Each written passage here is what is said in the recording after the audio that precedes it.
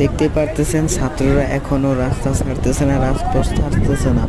ঢাকার অবস্থা খুবই খারাপ। ঢাকা ফার্ম গেট এখনো মিছিল চলতেছে। তো সবাই দেখতে পারতেছেন অবস্থা খুবই খুবই খারাপ।